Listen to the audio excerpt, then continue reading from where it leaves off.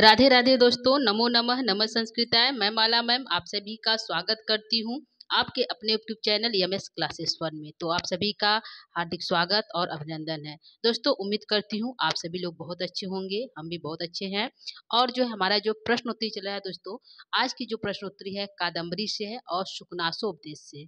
तो सामान्य प्रश्नोत्तरी दोस्तों जो बारभट्ट कृत है, यानी कि बारभट्ट द्वारा रचित है कादम्बरी, उससे है। तो चलिए हम लोग चलते हैं आज की प्रश्नोत्तरी। प्रश्नों की संख्या टोटल 40 है, ठीक है। तो आइए हम लोग स्टार्ट करते हैं आज की प्रश्नोत्तरी। प्रश्नोत्तरी सामान्य है, यानी कि जो है सामान्य प्रश्नोत्तरी बनाया गया है कादम्बरी से, ठीक है।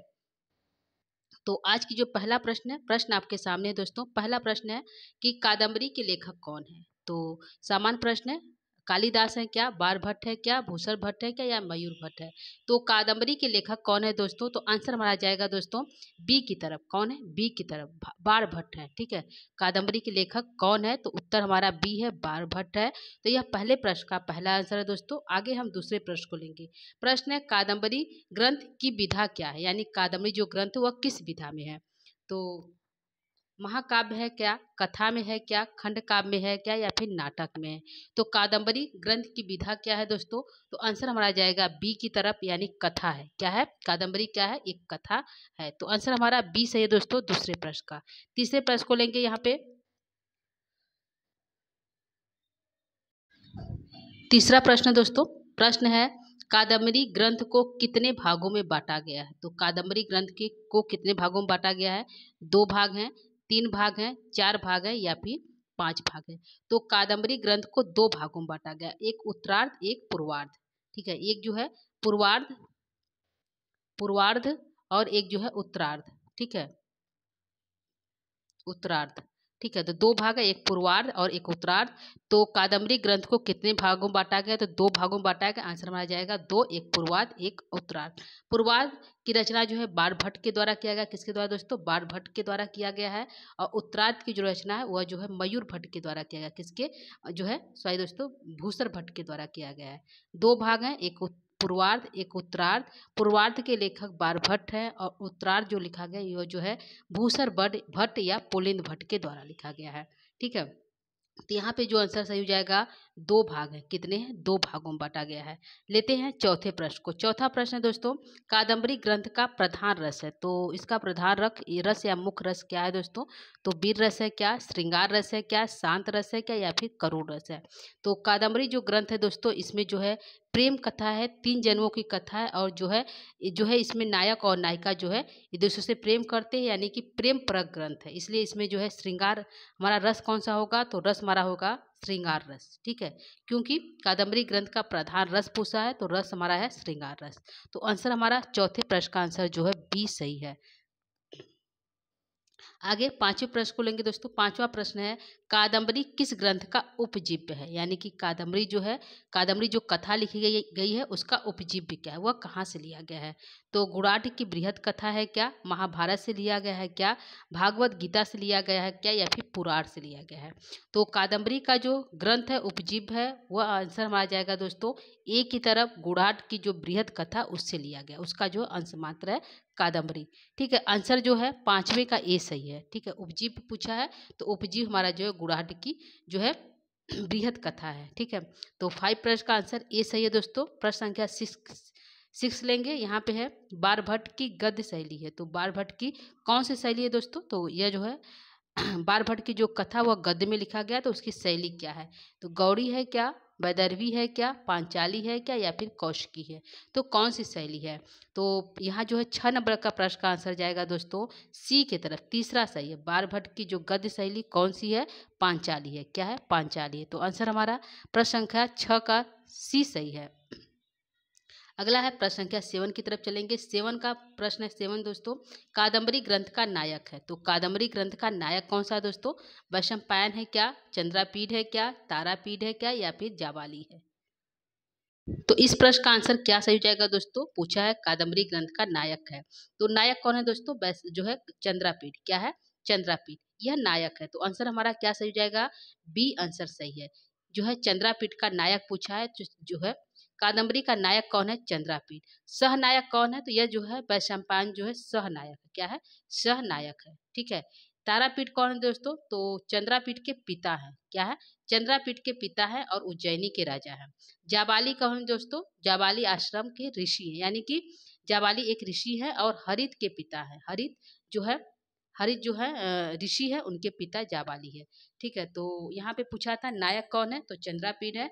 सहनायक कौन है? तो जो है वैशंपायन है। तारापीठ पिता है चंद्रापीठ के और जाबाली ऋषि है और उनके पिता पुत्र का नाम हरित है।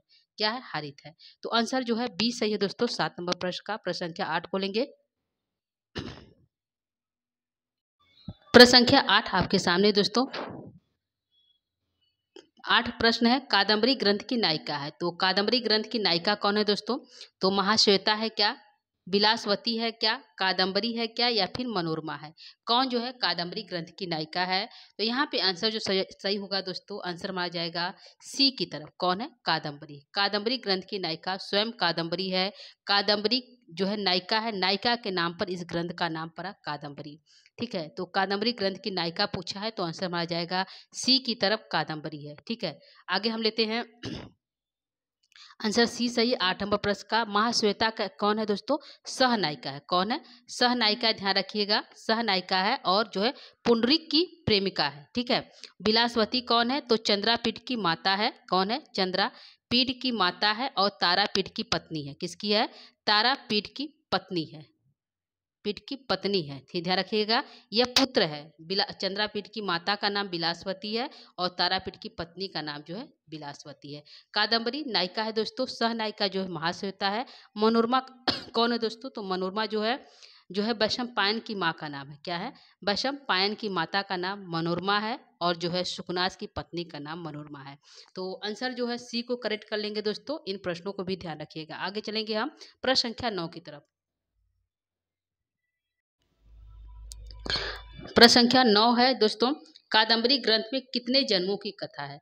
तो कादम्बरी जो ग्रंथ है इसमें कितने जन्मों की कथा है दोस्तों? तो 4 जन्मों की कथा है क्या? 3 जन्मों की कथा है क्या? 5 जन्मों की या फिर 2 जन्मों की? तो कादम्बरी जो हमारी रचना है, कादम्बरी जो हमारा ग्रंथ है, इसमें जो है 3 जन्मों की कथा है। कितना है? 3 जन्मों की कथा है। इसमें जो है नायक और नायिका का जो है इसमें नायक का 3 जन्म होता है, यानी कि नायक जो है चंद्रापीठ है। कौन दोस्तों? चंद्रापीठ है, इसका 3 जन्म होता है। और सहनायक जो है वैशंपायन है, उसका भी 3 जन्म होता है। एक चंद्रापीठ का इससे पहले नाम था चंद्रमा। क्या था? चंद्रमा सबसे पहले है, फिर चंद्रापीठ है, फिर क्या है जो है शूद्रक है। क्या है? शूद्रक है। तो 3 जन्म है। पहला नाम है चंद्रमा, दूसरा चंद्रापीठ और तीसरा जो है शूद्रक। यह जो है 3 जन्मों की कथा है। नायक और सहनायक का 3 जन्म होता है दोस्तों, ध्यान रखिएगा। आंसर जाएगा हमारा बी की तरफ, यानी 3 जन्मों की कथा है। तो 3 जन्म किसके किसके हैं? एक वैशंपायन का और एक हमारे चंद्रापीठ नायक का। नायिका का एक ही जन्म होता है, वो महाश्वेता रहती है या फिर जो है कादम्बरी, दोनों का एक ही जन्म होता है, दोनों इंतजार करती हैं। ठीक है, तो यहाँ पे जो आंसर हो जाएगा हमारा जाएगा बी की तरफ 9 नंबर प्रश्न का। ठीक है, तो ध्यान रखिएगा 9 का बी सही है। अगला प्रश्न है प्रश्न संख्या 10 को लेंगे। प्रश्न संख्या 10 है कि कादम्बरी उत्तरार्ध के रचनाकार है। तो कादम्बरी के 2 भाग किए गए थे, एक पूर्वार्ध और एक उत्तरार्ध। तो पूछा है कि कादम्बरी जो उत्तरार्ध लिखा गया उसके रचनाकार कौन है? तो भवभूति है क्या? बारभट्ट है क्या? भूसर भट्ट है क्या? या फिर मयूर भट्ट है? तो कौन है दोस्तों? तो उत्तरार्ध के रचनाकार है कौन है? भूसर भट्ट। क्या है? भट्ट।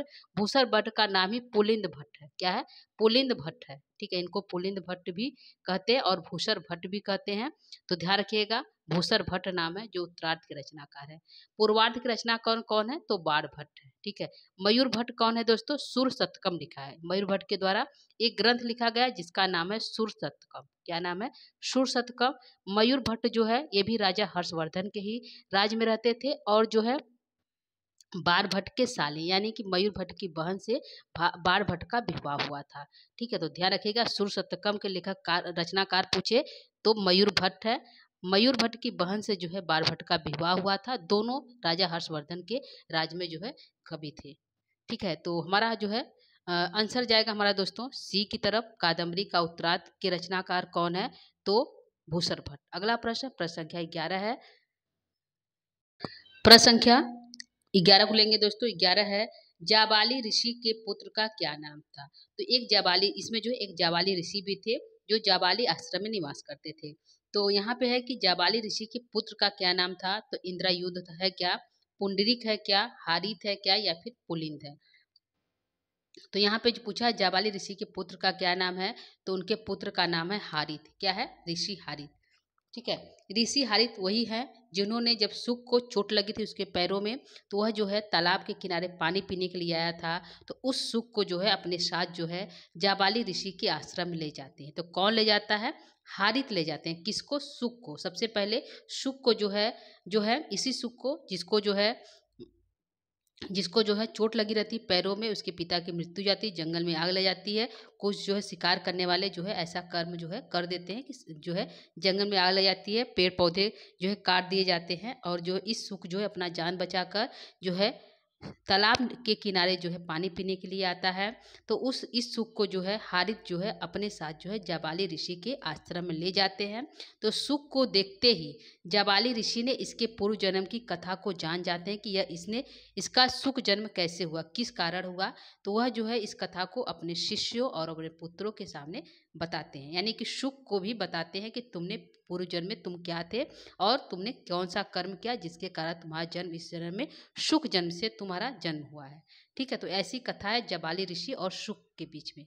ठीक है, तो आंसर हमारा जाएगा, यहाँ पे पूछा पुत्र कौन है, तो हारित पुत्र है। तो आंसर जो है सी सही है दोस्तों 11 नंबर प्रश्न का। प्रश्न संख्या 12 को लेंगे, विंध्याटवी का वर्णन किस ग्रंथ में किया गया है। तो विंध्याटवी जो है जो है ग्रंथ में किया गया है दोस्तों। जैसे जो हमारी कादम्बरी ग्रंथ है इसमें बहुत जगहों का वर्णन किया गया है। जैसे हमारा हो गया, जगह का नाम है जाबाली आश्रम है, आछो सरोवर है, और जो है यहाँ पे जो है दो है, एक जाबाली आश्रम और एक है आछो सरोवर। विंध्याटवी का वर्णन किया गया है। जो है सालमली वृक्ष का वर्णन किया गया है जिसपे सुख का जन्म हुआ था। इस प्रकार के जो है बहुत सा वर्णन किया गया है। तो ये पता होना चाहिए कि कौन से ग्रंथ में किसका वर्णन किया गया है। तो विंध्याटवी का जो वर्णन किया गया है वह जो है कहाँ किया गया है दोस्तों, तो कादम्बरी में किया गया है। कहाँ किया गया है, कादम्बरी में। तो आंसर हमारा बी सही है दोस्तों 12 नंबर प्रश्न का। 12 का बी सही कर लीजिए। आगे हम प्रश्न है प्रश्न संख्या 13 है कि जाबाली आश्रम किस ऋषि का निवास स्थान है। तो जाबाली आश्रम है, यानी कि जाबाली आश्रम जो है वह किस ऋषि का निवास स्थान है। तो वैशंपायन का है क्या, चंद्रापीठ का है क्या, तारापीठ का है क्या, या जाबाली ऋषि का है। तो आंसर जो है जाबाली आश्रम जो है उसमें जाबाली ऋषि जो है निवास करते थे, इसलिए उस आश्रम का नाम पड़ा था जाबाली आश्रम।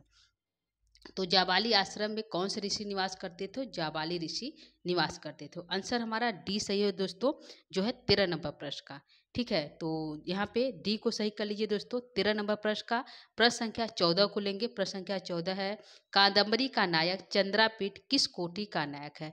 तो जो है नायकों की कोटि भी होती है दोस्तों, तो नायक की कोटि 4 प्रकार की होती है। तो इसमें पूछा चंद्रापीठ की कोटि कौन सी है। तो धीर प्रशांत है क्या, धीरोदात्त है क्या, धीर ललित है, या उपयुक्त सभी है। तो यहाँ पे जो है चंद्रापीठ की कोटि कौन सी है दोस्तों, तो चंद्रापीठ की कोटि है धीरोदात्त। क्या है, धीरोदात्त। तो आंसर हमारा जो है यहाँ पे बी सही है। ठीक है, ध्यान रखिएगा, आंसर जो है बी सही है। धीरोदात्त कोटि के नायक जो है चंद्रापीठ है। अगले प्रश्न को लेंगे दोस्तों, प्रश्न संख्या 15 की तरफ चलते हैं।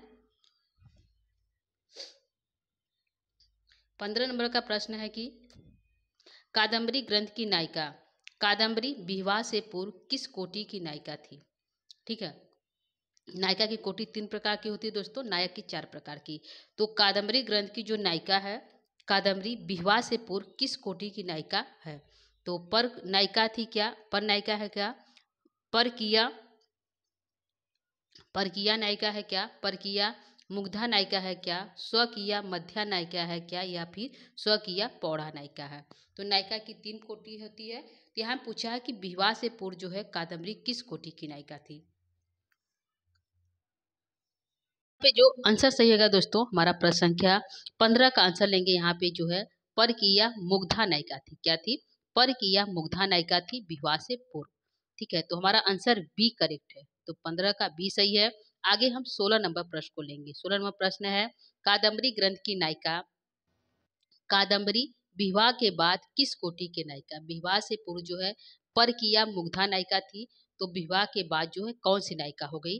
तो आंसर कौन सा सही होगा दोस्तों, परकीया नायिका है क्या, परकीया मुग्धा नायिका है क्या, या फिर परकीया मध्या नायिका है, या फिर स्वकीय पौढ़ा नायिका है। तो कौन सी नायिका थी विवाह के बाद? तो आंसर यहाँ पे हमारा जाएगा दोस्तों 16 नंबर प्रश्न का आंसर सी सही है। क्या सही है? सी सही है, स्वकीय मध्या नायिका है। विवाह से पहले परकीय मुग्धा नायिका थी, विवाह होने के बाद वह स्वकीय मध्या नायिका हो गई।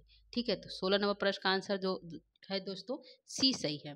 प्रश्न संख्या 14 को लेते हैं। कादम्बरी का शाब्दिक अर्थ क्या है? तो कादम्बरी शब्द का शाब्दिक अर्थ क्या है दोस्तों? मदिरा है क्या, कादम्बरी है क्या, सुकनास है, या फिर श्राप है? तो यहाँ पे कादम्बरी का शाब्दिक अर्थ पूछा है क्या है, तो आंसर हमारा जाएगा दोस्तों ए की तरफ, यानी कि मदिरा है। क्या है? कादम्बरी का जो शाब्दिक अर्थ है, अर्थ उसका है, उसका अर्थ है मदिरा। ठीक है, तो आंसर जो है 17 का ये सही है दोस्तों। संख्या 18 को लेते हैं दोस्तों। 18 कहता है कादम्बरी का मंगलाचरण, जो कादम्बरी ग्रंथ है उसका मंगलाचरण कौन सा है दोस्तों? तो नमस्कारात्मक मंगलाचरण है क्या, आशीर्वादात्मक मंगलाचरण है क्या, वस्तु निर्देशात्मक मंगलाचरण है क्या, या फिर ये भी दोनों है? तो यहाँ पे कादम्बरी का मंगलाचरण कौन सा है दोस्तों? आंसर सही जाएगा यहाँ पे हमारा ए आंसर सही है, नमस्कारात्मक मंगलाचरण है। ठीक, कौन सा है? नमस्कारात्मक मंगलाचरण है कादम्बरी का मंगलाचरण। तो आंसर हमारा ए सही है दोस्तों 18वें प्रश्न का। प्रश्न संख्या 19 को लेंगे। 19 है कादम्बरी के मंगलाचरण में कौन सा छंद है? तो कादम्बरी का जो मंगलाचरण है उसमें जो है कौन सा छंद का प्रयोग किया गया है दोस्तों? मालिनी छंद है क्या, वंशज छंद है क्या, मंदाक्रांता है, या फिर हरड़ी छंद का प्रयोग किया गया है? तो कादम्बरी के मंगलाचरण में किस छंद का प्रयोग किया गया है? तो आंसर हमारा सही जाएगा दोस्तों वंशस्थ छंद का प्रयोग किया गया है। ठीक है, तो आंसर ए बी सही है दोस्तों। 19 नंबर प्रश्न का बी सही कर लीजिए। यहाँ पे छंद पूछा है मंगलाचरण में, तो मंगलाचरण में छंद जो है वंशज छंद का प्रयोग किया गया है। ठीक है, तो 19 का बी आंसर सही है दोस्तों। प्रश्न संख्या 20 को लेंगे। 20 प्रश्न आपके सामने है।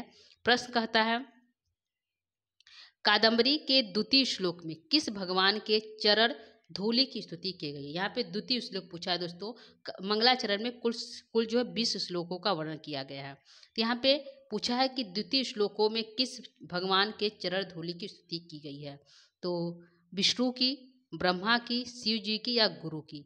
ठीक है, ध्यान रखिएगा, पूछा है कि यहाँ पे कि द्वितीय श्लोक में। तो आंसर हमारा क्या हो जाएगा दोस्तों? 20 नंबर प्रश्न का किसके चरण धूलि की स्तुति की गई है? तो आंसर हमारा जाएगा जो है सी की तरफ, शिव जी के चरण धूलि की स्तुति की गई है श्लोक संख्या 2 में। ठीक है, तो आंसर सी को सही कर लीजिए 20 नंबर प्रश्न का। अगला प्रश्न हमारा 21 है। 21 क्या कह रहा है ये देखिए। प्रश्न कह रहा है 21 चतुर्थ श्लोक में चौथा श्लोक जो है बाणभट्ट ने अपने किस गुरु के चरणों की वंदना की है? तो चतुर्थ श्लोक में बाणभट्ट ने अपने किस गुरु के चरणों की वंदना की है दोस्तों? तो वरभु या वत्सु, गोरखनाथ, चाणक, या ज्ञाननिधि? किसके गुरु के जो है गुरु के चरणों की वंदना की है? तो बाणभट्ट के गुरु ने अपने किस गुरु के चरणों की वंदना की है दोस्तों? तो बाणभट्ट के गुरु का क्या नाम है?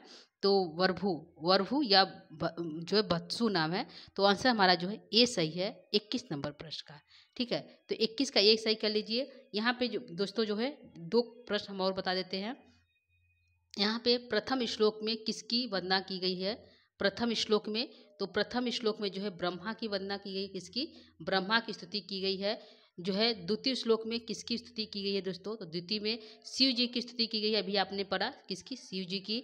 और तृतीय श्लोक में जो है किसकी स्तुति की गई है? तो विष्णु जी की स्तुति की गई है दोस्तों। किसकी? विष्णु जी की, ध्यान रखिएगा। और चौथे में यहाँ पे अपने गुरु की स्तुति। तो यहाँ पे पहला में ब्रह्मा की स्तुति की गई है, बाणभट्ट ने किया। दूसरे में शिव जी की, तीसरे में विष्णु जी की, और चौथे में अपनी गुरु की स्तुति की है दोस्तों। यहाँ पे तो 4 प्रकार के प्रश्न बनते हैं। 2 प्रश्न हुआ, 2 हमने यहाँ बताया, इसको भी आप ध्यान रखिएगा। आगे चलते हैं प्रश्न संख्या 22 की तरफ। प्रश्न संख्या 22 है कादम्बरी कथा का आरंभ किस राजा से प्रारंभ होता है? तो कादम्बरी कथा का कथामुख यानी कह सकते हैं जो कथा स्टार्ट होता है कहाँ से आरंभ होता है, किस राजा से आरंभ होता है? तो राजा शूद्रक से, चंद्रापीठ से, तारापीठ से, या पुंडरीक से? तो कादम्बरी का जो कथामुख स्टार्ट होता है दोस्तों वह होता है राजा शूद्रक से। किसके? राजा शूद्रक के दरबार से होता है। किससे होता है दोस्तों? यहाँ पे राजा शूद्रक है। राजा शूद्रक के जो कथामुख स्टार्ट होता है राजा शूद्रक के राज दरबार से स्टार्ट होता है। कहाँ से? राज दरबार से, जहाँ पे दरबार जहाँ पे राजा शुद्रक का दरबार लगा हुआ है, लोग मंत्री बैठे हुए हैं और उसी दरबार में जो है चंडाल जो कन्या है, जो चंडाल कन्या है, वह पिंजड़े में तोते को लेकर उपस्थित होती है। यहाँ से जो है कथा आरंभ होता है। ठीक है, तो कादम्बरी कथा का आरंभ किस राजा से आरंभ होता है? तो शूद्रक राजा से आरंभ होता है। शूद्रक राजा जो है सिंहासन में बैठा रहता है, राज दरबार सजा रहता है, मंत्री उसके रहते हैं और उसी बीच में जो है चंडाल कन्या सुख को लेकर जो है वहाँ पे उपस्थित होती है और उसके हाथ में एक जो है बेल जो है बांस यानी पतली डंडा होती है, जिससे वह जो है उस फटिक पर मतलब फर्श पे पीटती है, जिससे राजा का ध्यान उस चंडाल कन्या की ओर आकर्षित, मतलब चंडाल कन्या को देखते हैं। और जो है वह सुख जो है चंडाल कन्या कहने पर वह सुख जो है राजा की को प्रणाम करता है और जो है आर्या छंद में स्तुति करता है अपने किस पैर को उठाकर? तो दाहिने पैर को उठाकर। तो इस प्रकार से जो कथा का प्रारंभ होता है। ठीक है, उसके बाद जो है उस सुख को जो है राज दरबार में ले जाया जाता है। तो वहाँ पे जो है सुख को अनार के दाने इत्यादि खाने के लिए दिया जाता है। ठीक है, तो यहाँ पे जो है आंसर हमारा ए सही है, प्रश्न के अकॉर्डिंग ए करेक्ट है। ठीक है, तो ये इसकी कथा स्टार्ट होती है जो है इस प्रकार से। तो ए को सही कर लीजिए। 22 नंबर प्रश्न को दोस्तों आगे है प्रश्न संख्या 23 है राजा शूद्रक की राजधानी। तो राजा शूद्रक की राजधानी कौन सी है? विदिशा, उज्जैनी, मिथिला या हस्तिनापुर। तो आंसर यहाँ पे क्लिक हमारा हो जाएगा, आंसर ए की तरफ जाएगा। राजा शूद्रक की राजधानी विदिशा है। और जो उज्जैनी किसकी राजधानी है? तो उज्जैन जो है राजा तारापीठ की राजधानी है। किसकी है? राजा तारापीठ की राजधानी है। हस्तिनापुर किसकी राजधानी है? तो राजा युधिष्ठिर की, दुर्योधन की, दोनों कह सकते हैं। ठीक है, तो आंसर हमारा ए करेक्ट है 23 नंबर प्रश्न का। आगे हम लेंगे प्रश्न संख्या 24 को। राजा शूद्रक के दरबार में चंडाल कन्या क्या लेकर आई थी? तो राजा शूद्रक के दरबार में चंडाल कन्या क्या लेकर आती है दोस्तों? चिड़िया लेकर आती है, सुख तोता को लेकर आती है, शेर को लेकर आती है या फिर गाय को लेकर आती है? किसको लेकर आती है राजा शूद्रक के दरबार में चंडाल कन्या? तो यहाँ पे आंसर जो हमारा जाएगा दोस्तों सुख को लेकर आती है। किसको? सुख को लेकर आती है। ठीक है, तो हमने पहले ही बताया जो है चंडाल कन्या जो है राज दरबार में सुख को लेकर आती है चंडाल कन्या। तो किस में लेके आती है? तो पिंजड़े में लेके आती है। किस में आती है दोस्तों? पिंजड़े में बंद करके लेके आती है। ठीक है, तो पिंजड़े में बंद करके तोता को लेकर आती है चंडाल कन्या। तो ध्यान रखिएगा, पूछ सकता है किस में लेके आती है? तो पिंजड़े में लाती है। तो आंसर बी सही है दोस्तों। यहाँ पे प्रश्न संख्या 24 का आंसर बी करेक्ट है। अगला प्रश्न है प्रश्न संख्या 25 कहता है सुख यानी तोता राजा शूद्रक की प्रशंसा में आर्या छंद कहता। ये भी पूछेगा, राजा शूद्रक की प्रशंसा में तोता ने कौन सा छंद किया? किस में किया? तो आर्या छंद में स्तुति की। किस में? आर्या छंद में। और अपने किस पैर को उठा की? तो आर्या छंद में स्तुति तो की, प्रशंसा तो की राजा शूद्रक की, लेकिन कौन सा पैर उठाकर? तो अपना दाहिना पैर उठाकर या बायां या फिर दोनों हाथ या फिर जो है बाएं पैर या दाहिने हाथ को उठाकर। तो आप बताइए कौन सा जो है पैर उठाकर जो है स्तुति करता है? तो यहाँ पे जो है पूछ दिया है कि पैर उठाकर।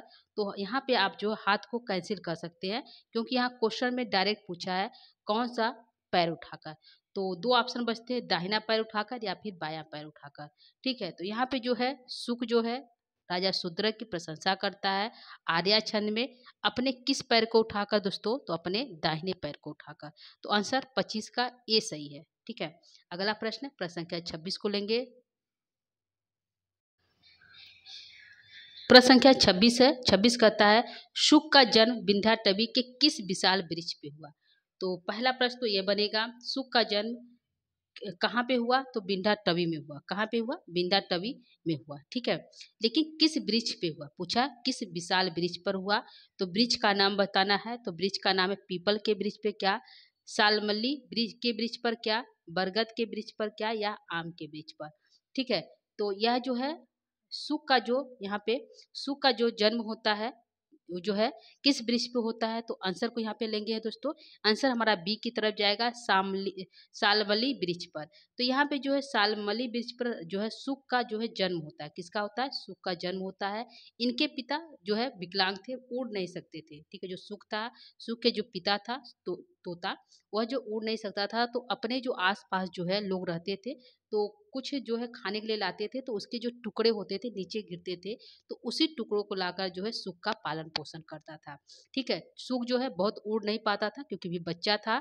तभी जो है शिकारियों का आक्रमण होता है, उसको जला दिया जाता है, उस पूरे जो है विंध्याटवी में आग लगा दी जाती है। सुक का जो पिता होता है वह उसको मार दिया जाता है। सुक जो है किसी तरह से गिर जाता है नीचे और बचते हुए, क्योंकि वो उड़ नहीं पाता था, बच्चा था, तो सीधे जो है धीरे धीरे वो जो कुत्ते जो है वो तालाब के किनारे पहुंच जाता है। ठीक है, तो यहाँ पे प्रश्न ये पूछा है कि किस विशाल वृक्ष पे हुआ, तो सालमली के वृक्ष पर हुआ। तो आंसर बी करेक्ट है दोस्तों, आंसर 26 का बी सही है। ठीक है, तो दो क्वेश्चन बनेगा, कहाँ पे हुआ, तो विंध्याटवी में हुआ, किस वृक्ष पे हुआ, तो सालमली वृक्ष पे हुआ। तो ध्यान रखिएगा, आंसर यहाँ पे 26 का बी सही है। अगला प्रश्न है, प्रश्न संख्या 27 है, तारापीठ की पत्नी का नाम है। तो तारापीठ की पत्नी का क्या नाम है, तो मनोरमा है क्या, विलासवती है क्या, कादम्बरी है क्या, या पत्रलेखा है। तो कौन जो है तारापीठ की पत्नी है,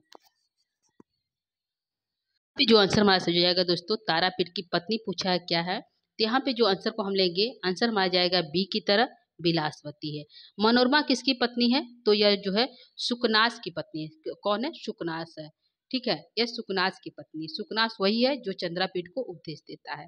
ठीक है, तो मनोरमा सुकनास की पत्नी है और जो है तारापीठ विलासवती तारापीठ की पत्नी है। ठीक है, कादम्बरी चंद्रापीठ की पत्नी है। ठीक है, जो है पत्रलेखा कौन है, सेविका है। ठीक है, तो आंसर हमारा यहाँ पे बी सही है। 27 नंबर प्रश्न का बी सही कर लीजिए। अगला प्रश्न लेंगे, प्रश्न संख्या 28 है, सुकनास की पत्नी का नाम है।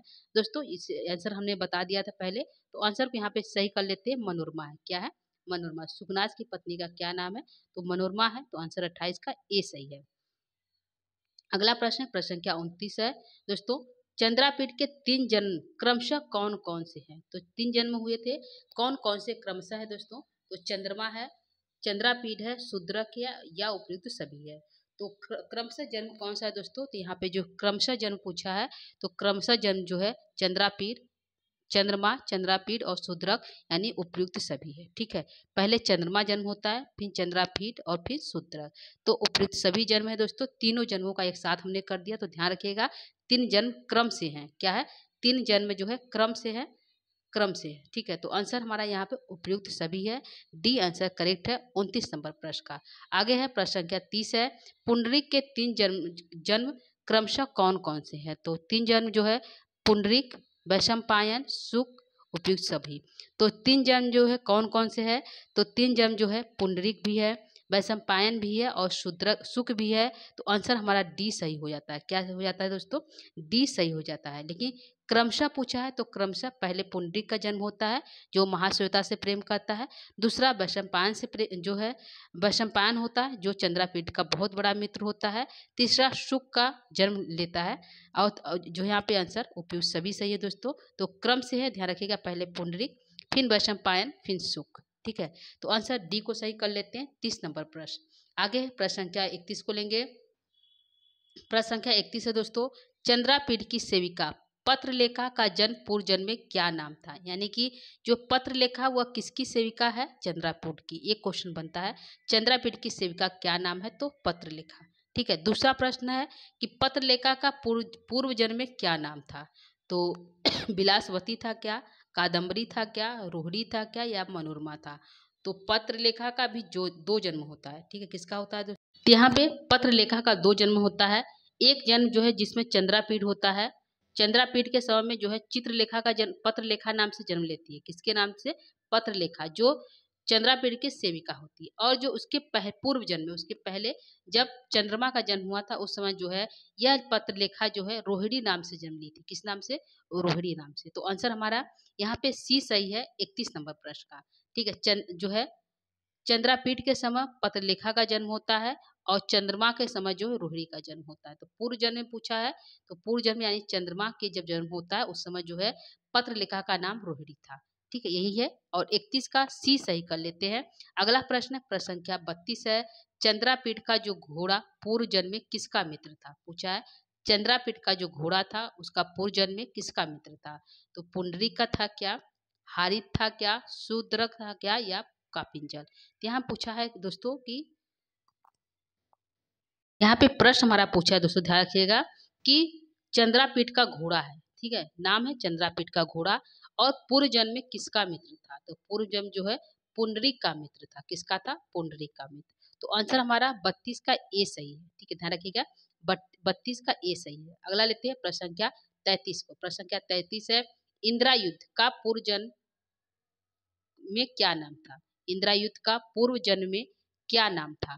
तो क्या नाम था? इंदिरा युद्ध था वह जो है इसी जो है चंद्रापीठ के समय में उसका मित्र था। किसका? चंद्रापीठ का मित्र था जिसका नाम था इंदिरा युद्ध। जो एक घोड़ा था, क्या था? जो एक घोड़ा था उसका, उस घोड़े का नाम था इंदिरा युद्ध। अब पूछ रहा है कि इंदिरा युद्ध का पूर्व जन्म का में क्या नाम था? तो जिस जन्म में पुंडरीक का मित्र था उस जन्म में इंदिरा युद्ध का क्या नाम था? तो पुंडरीक, हारित, शूद्रक या कापिंजल? यहाँ पे दोस्तों आंसर क्या सही है? यहाँ पे आंसर हमारा जाएगा कापिंजल। ठीक है, तो आंसर डी सही है दोस्तों, क्लियर करिएगा। आगे हम क्लियर कर देते हैं, आंसर डी को सही कर लीजिए। यहाँ पे जो है इंदिरा युद्ध जो है एक घोड़ा था। क्या था? एक घोड़ा था। तो इस समय जो है चंद्रापीठ का मित्र था। किसका था? चंद्रापीठ का जो घोड़ा था। ठीक है, इंदिरा युद्ध जो है जो घोड़ा चंद्रापीठ का घोड़ा था यह इस नाम से।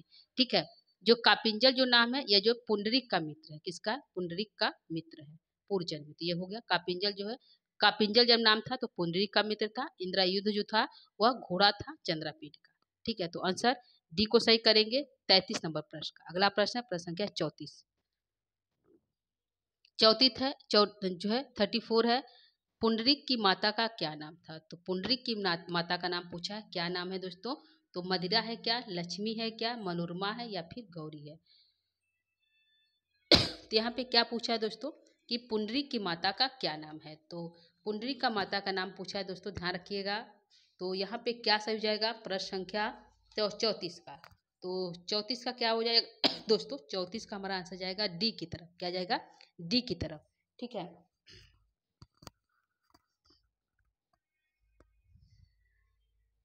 नहीं दोस्तों यहाँ पे गलत है, आंसर को हम फिर से लेते हैं।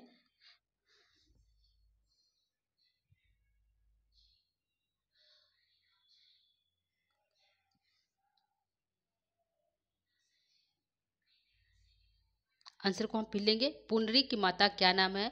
तो यहाँ पे जो लक्ष्मी थी, जो चंडाल कन्या का रूप धारण की थी, यही जो है जो है इसकी माता थी। किसकी थी? इसकी, पुंडरीक की माता पूर्व जन्म में लक्ष्मी थी।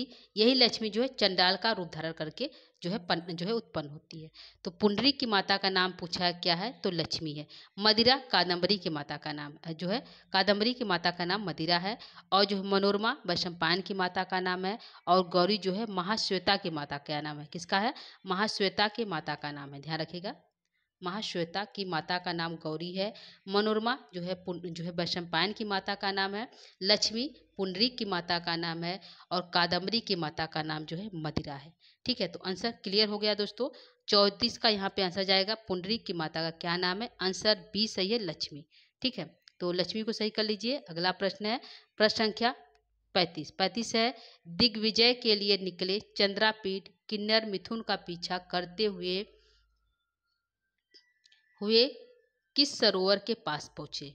तो दिग्विजय के लिए निकले थे कौन कौन? चंद्रापीठ, और जो है दिग्विजय के लिए कौन लिखा? चंद्रापीठ निकला था। और जो है वैशंपायन, कौन? वैशंपायन। यह दोनों जो है वैशंपायन, यह जो है दोनों निकले थे किसके लिए? दिग्विजय के लिए। तो एक किन्नर मिथुन का पीछा करते हुए वह जो है चंद्रापीठ किस सरोवर के पास पहुंचते हैं? तो सरोवर का नाम बताना है। पंपा सरोवर है क्या, आछोत सरोवर है क्या, जाबाली सरोवर है क्या, या फिर विंध्याटवी है? तो कहाँ पहुँचता है दोस्तों? तो आंसर हमारा जाएगा आछोत सरोवर। कौन सा? आछोत सरोवर। तो आंसर बी को करेक्ट करिए 35 नंबर प्रश्न का। चंद्रापीठ किन्नर मिथुन का पीछा करते हुए आछोत सरोवर में प्रवेश करते हैं, आछोत सरोवर के पास जाते हैं। तो 35 का आंसर दोस्तों बी करेक्ट है। आगे हम प्रश्न लेंगे प्रश्न संख्या 36 को। महाश्वेता के माता पिता का क्या नाम है? यहाँ पूछा है कि महाश्वेता के माता पिता का क्या नाम है? हंस गौरी है क्या, चित्ररथ मदिरा है क्या, श्वेत केतु लक्ष्मी है क्या, या तारापीठ बिलासवती है? तो आंसर यहाँ पे लेंगे दोस्तों प्रश्न संख्या 36 का। पूछा है महाश्वेता की माता पिता क्या नाम है? तो नाम है हंस और गौरी। क्या नाम है? हंस और गौरी। यह जो है महाश्वेता के माता पिता। तो आंसर ए सही है 36 नंबर प्रश्न का। चित्ररथ और मदिरा किसके माता पिता है? तो कादम्बरी के। किसके? कादम्बरी के दोस्तों, ये ध्यान रखिएगा। और जो है श्वेत केतु और लक्ष्मी किसके माता पिता है? तो यह है पुंडरीक के। किसके? पुंडरीक के। ठीक है, यह जो है पुंडरीक के माता पिता है श्वेत केतु और लक्ष्मी। प्रश्न आगे है यहाँ पे दोस्तों, तारापीठ और विलासवती किसकी माता पिता है? तो यह जो है चंद्रापीठ के माता पिता है। तो सभी के माता पिता एक जगह है। हंस और गौरी महाश्वेता के माता पिता हैं। चित्ररथ और मदिरा कादम्बरी के माता पिता हैं। श्वेत केतु और लक्ष्मी पुंडरीक के माता पिता हैं। तारापीठ और बिलासवती चंद्रापीठ के जो है माता पिता है। तो आंसर यहाँ पे महाश्वेता के माता पिता पूछा है, तो आंसर ए सही है 36 का। अगला प्रश्न है, प्रश्न संख्या 37 है। पुंडरीक के कान पर लगी जो है पारिजात की कुसुम मंजीर से कौन आकर्षित होती है? तो जो पुंडरीक जो है जब आछोत सरोवर के पास था तो उसने अपने कान में पारिजात के कुसुम लगाए हुए थे, उसके सुगंध से कौन आकर्षित हुई थी? महाश्वेता, कादम्बरी, रोहिणी या मनोरमा?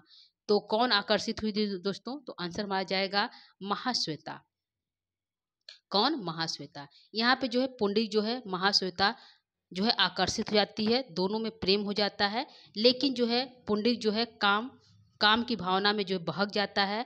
जब वो बहकता है तो महाश्वेता उसको श्राप दे देती है और उसकी जो है मृत्यु हो जाती है। और उसके पश्चात जो है पुंडरीक के बाद जो है वैशंपायन का जन्म होता है।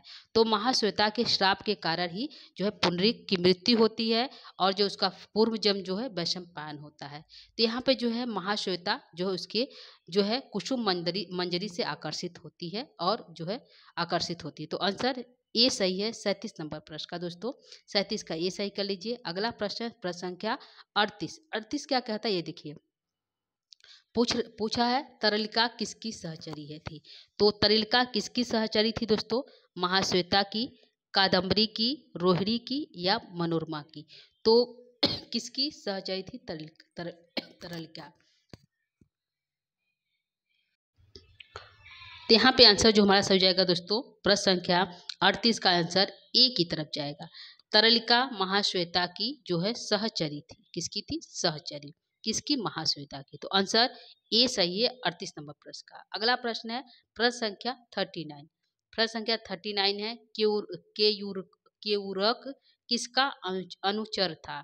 तो केयूरक किसका अनुचर था दोस्तों? महाश्वेता का, कादम्बरी का, रोहिणी का या फिर मनोरमा का? किसका अनुचर था? तो यहाँ पे आंसर हमारा जाएगा दोस्तों किसका था? तो आंसर को लेंगे, यहाँ पे आंसर जाएगा हमारा बी की तरफ, कादम्बरी का अनुचर था। तो यह अनुचर क्या करता था दोस्तों? तो यह था बीड़ा जो है बीड़ा वाहक था, यानी बीड़ा बजा। क्या था? बीड़ा वाहक था। ये भी पूछ सकता है जो कादम्बरी का अनुचर केयूरक था वह क्या बजाता था? तो बीड़ा वादक था। ठीक है, दो प्रश्न पूछेंगे कि केयूरकर किसका अनुचर था? तो कादम्बरी का। केयूरकर क्या बजाता था? तो बीड़ा वादक था। तो आंसर यहाँ पे बी सही है, कादम्बरी था। ठीक है, आगे लेंगे प्रश्न संख्या 40 को, यानी अंतिम प्रश्न आज का है। प्रश्न कहता है कादम्बरी की सहचरी कौन थी? यहाँ पे अनुचर था, अनुचर जो है केयूरकर था। और पूछा है कि कादम्बरी की सहचरी कौन थी? तो महाश्वेता, कादम्बरी, चित्रलेखा, मदलेखा, कौन थी जो है कादम्बरी की सहचरी? तो यह हमारा प्रश्न है, प्रश्न संख्या जो है 40 का आंसर दीजिए दोस्तों। इस प्रश्न को हम छोड़ देते हैं, इस प्रश्न का आप जो है आंसर दीजिएगा कमेंट बॉक्स के माध्यम से। तो आंसर 40 का हम यहीं पे छोड़ देते हैं। यहाँ पे हमारा दोस्तों 40 प्रश्न जो है कंप्लीट हो गया, इसका आंसर आप दीजिएगा। ठीक है, तो दोस्तों प्रश्नोत्तरी जो है सामान्य था, सरल था सभी के लिए, लेकिन इम्पॉर्टेंट था। यहाँ से प्रश्न जो है 1, 2, 4 जरूर पूछते हैं दोस्तों, तो ध्यान रखिएगा। प्रश्नोत्तरी सरल जरूर है लेकिन जो है इम्पॉर्टेंट है। तो प्रश्नोत्तरी कैसा लगा दोस्तों जरूर बताइएगा, और कितने सही हुए ये भी बताइएगा, और अंतिम प्रश्न का उत्तर देना ना भूलिएगा। ठीक है दोस्तों, तो आज के लिए इतना ही।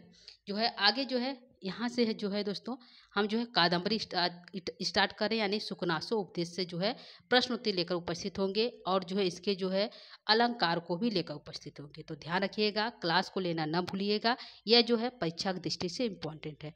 तो यहाँ पे हम जो है प्रश्नोत्तरी भी लेकर आएंगे इससे, और इसके अलंकार को भी बताएंगे और साथ ही साथ समास को भी लेकर आएंगे अलग से कक्षा। तो आज के लिए इतना ही दोस्तों, आगे की कक्षा का इंतजार करिएगा। कल के कक्षा में हम आगे की जो है इसके जो है कुछ सुकनासु उपदेश से लेकर उपस्थित होंगे।